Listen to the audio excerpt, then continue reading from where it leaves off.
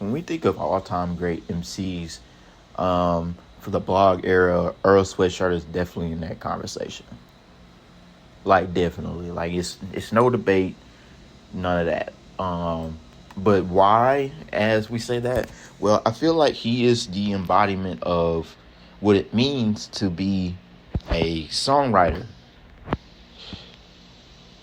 And what I mean by songwriter is the way you're talking about certain topics, attention to detail, the content of your music. Like, what are you talking about? Are you just talking about?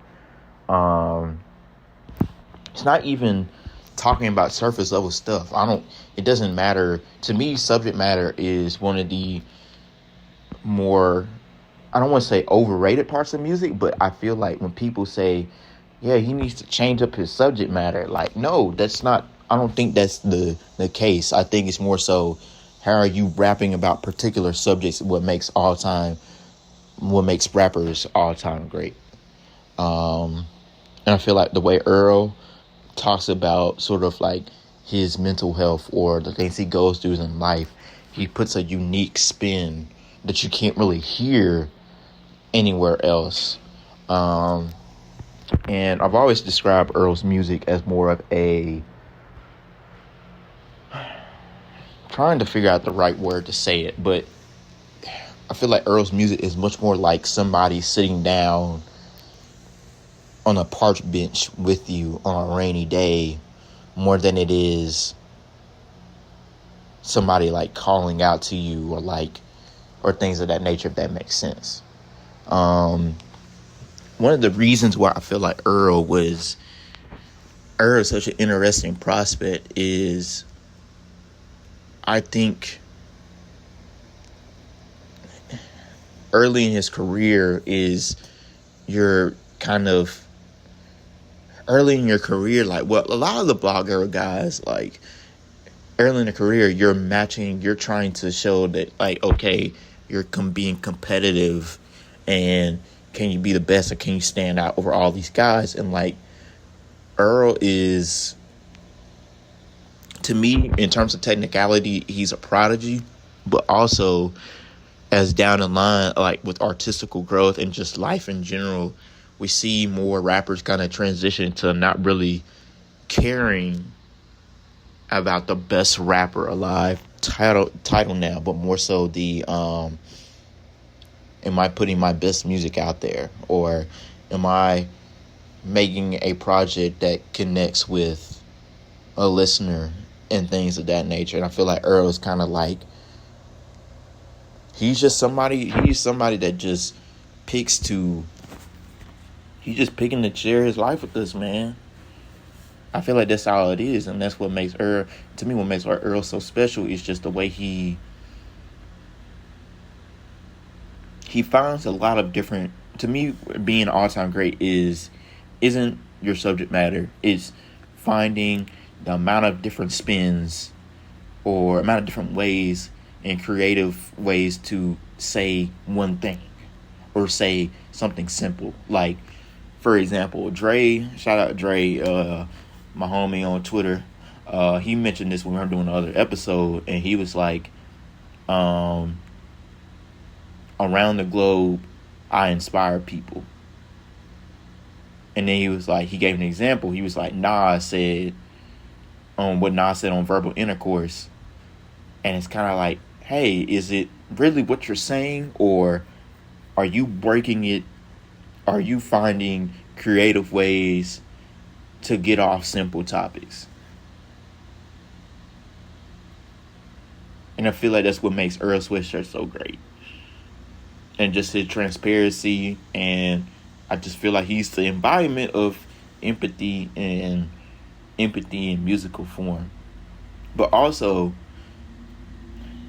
I know a lot of people aren't really fans of his new change in terms of like sound. Like, a lot of people aren't a fan of that roughness and things of that nature, but I am. Like, I feel like that rawness, and I feel like music in some aspects has become so polished that it takes out the humanity aspect. Like, I like my music rough. I like things to sound like a human being made them. But also, when we talk about Earl, we talk about of course, the people he's influenced as well in terms of like style.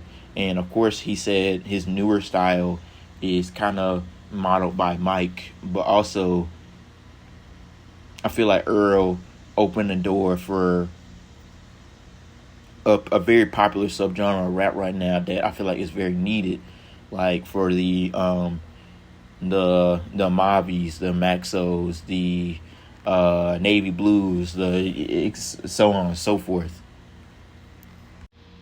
I also think like Earl is kind of like the one of the blueprints on how to cultivate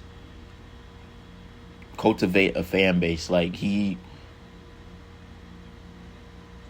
Like for example, in the Odd Future era, like they're like the example of cultivating fans. Like pretty much every rapper in the group kind of had like their only subgroup of fans, and to see like Earl kind of take that and go and pretty much go solo, it's pretty inspiring, and like it's just an example of just how important going your own path is.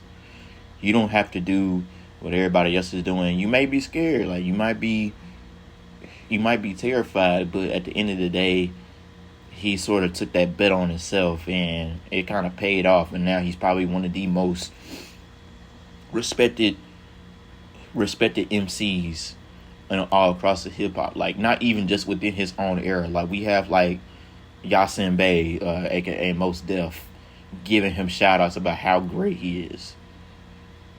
And he's honestly somebody that I just really appreciate, man. Just for in my personal perspective, because he's gotten me through a lot of tough times. Like not new faces, but polo jeans. Like I play that verse every single day. Every single day. I play SRS every single day. And it's just like I'm really big on just giving flowers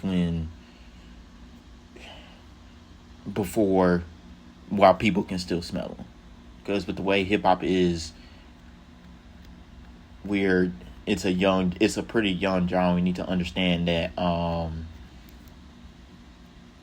just because somebody is young, that doesn't mean like their impact is lessened by any chance. Like Earl has given so much to hip hop.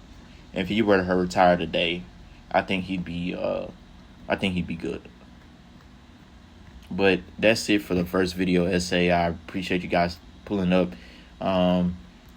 This is my first time doing this, so kind of excuse any type of missteps or anything like that. But I'm working on it. So yeah, y'all stay easy, man.